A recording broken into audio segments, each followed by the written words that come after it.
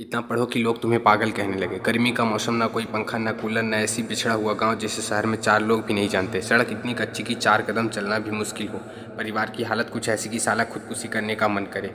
कमाने वाला एक पिता और उस छोटी सी कमाई पर पलने वाले 3 औलादें और माँ।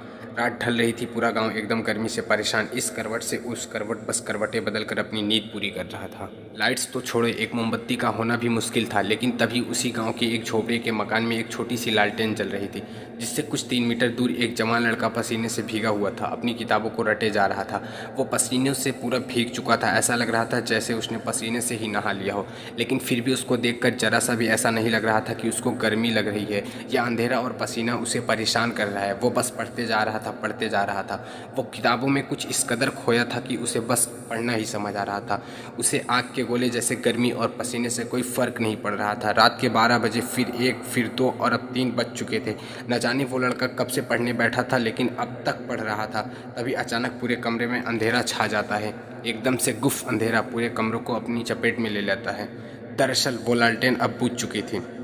उस लड़के के मन में क्या चल रहा होगा उस वक्त, क्या आप बता सकते हैं? उस वक्त उस लड़के के ज़ुबान से जो बात निकली ना, कसम से मज़ा आ जाएगा। वो लड़का बोला, उफ़ यार, काश आज थोड़ा और पढ़ लेता। अब बताओ, क्या तुम में से कोई इतना पागल है पढ़ने को? उस लड़के को उस गांव में सब लोग पागल कहते थे।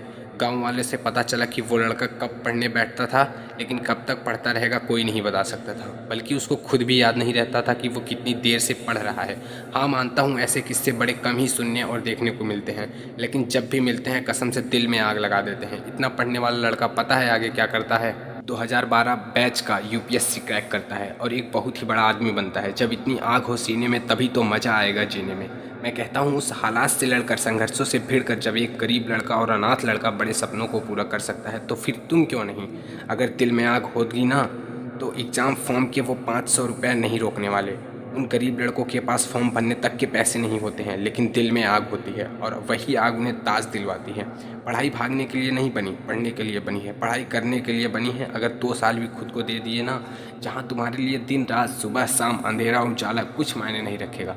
मायने रखेगी तो सिर्फ एक चीज़ की बस बहुत हो गया, अब सिर्फ और सिर्फ पढ़ना है, चाहे कुछ भी हो जाए बस पढ़ना है। वैसे इसके लिए खुद को उकसाना नहीं है और ना कोई ज़बरदस्ती करनी है। बस अपने दिमाग को और अपने मन को समझाना है पढ़ने के लिए। पढ़ना है तो सिर्फ इसलिए क्योंकि ये मेरा हक है, मेरा गर्व है, कल मेरा हथियार बनेगा और इसी से मेरा कल चमकेगा।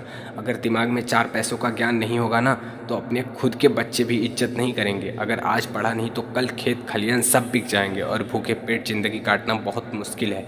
बार बार कह रहा हूँ, सब छोड़ दो, सब बातों को भुला दो। दिलो दिमाग में बस एक बात साफ रखो, अब मज़ा करना है पढ़ते वक्त। इतना पढ़ना है कि साला लोगों को लगने लगे कहीं पागल तो नहीं हो गया ये। दिलो और दिमाग में बस एक बात साफ रखो, अब मज़ा करना है पढ़ते वक्त। इतना पढ़ना है कि साला लोगों को लगने लगे कि कहीं पागल तो नहीं हो गया ये। तुम्हें तो मालूम है ये कि यही पागलपन वाली मेहनत लाखों घर। दिलो दिमाग में बस एक बात साफ रखो, अब मज़ा करना है पढ़ते वक्त। इतना पढ़ना है कि साले लोगों को लगने लगे कहीं ये पागल तो नहीं हो गया। तुम्हें तो मालूम है ये कि यही पागलपन वाली मेहनत लाखों घर बसाए हैं, लाखों ज़िंदगियाँ बनाई हैं, लाखों लोगों की किस्मत चमकाई है। अगर उस बुलंदी पर पहुंचना ही सिर्फ एकमात्र मकसद होगा ना, तो कसम से वो तुम्हें झक मार कर मिलेगा। लेकिन उसके लिए तुम्हें इतना पढ़ना होगा, इतना पढ़ना होगा कि किताबें तुमसे थक जाए लेकिन तुम्हारा हौसला ना थके, तो पक्का तुम एक बवाल आदमी बनोगे। अगर दिल में आग लगी हो तो वीडियो को लाइक और शेयर करना, और अगर चैनल को अभी तक सब्सक्राइब नहीं किया है तो सब्सक्राइब करके बेल आइकन को ज़रूर प्रेस कर लेना। मिलते हैं इसी तरह की एक और बवाल वीडियो में, तब तक मस्त रहो और आग लगाते रहो। जय हिंद, जय भारत।